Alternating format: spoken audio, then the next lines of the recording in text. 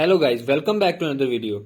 In this video I will show you how to fix Internet Cafe Simulator 2 not launching or opening problem on your Windows in PC and laptop. So to fix this issue, follow every step as I am showing in this video, and do not forget to subscribe this channel and also press the bell icon for the latest upcoming videos. Hope so this will fix your problem and help you a lot.